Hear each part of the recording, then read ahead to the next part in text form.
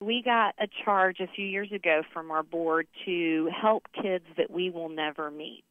And we're always going to be dedicated to the kids in our classrooms and in our therapy offices, of course, but we're using what we've learned over those 94 years to now train other professionals, collaborate and consult with other professionals.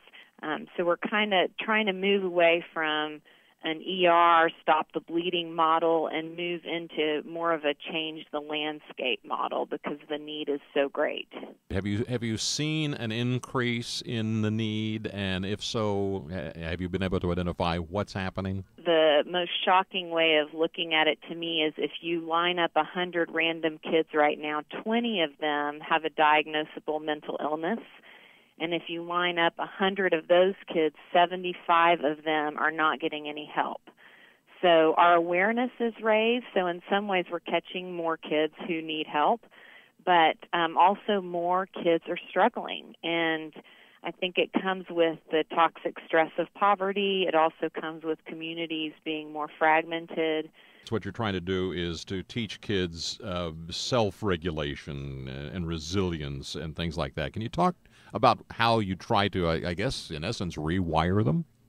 Yeah, it's exactly rewire. The work we do literally changes kids' brains, as does trauma and abuse and some of the things they've dealt with. And you hit the nail on the head. When we look at our programs and what's transformative, we know that social emotional health skills interwoven in everything we do is what's launching kids. And just to give you a few examples of how we do that, we teach kids as young as 3 about their brain. So they can tell you what their amygdala does and what their behavior looks like when their amygdala is in charge as compared to when they're able to get in their prefrontal cortex and make good decisions.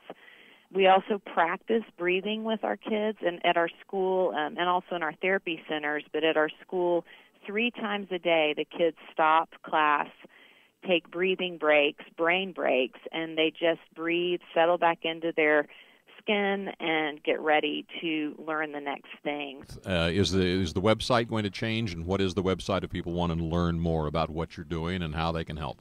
Yes, the 18th it becomes official, and it'll be momentusinstitute.org, and it'll be a splash page at that point and then reroute you to our current website.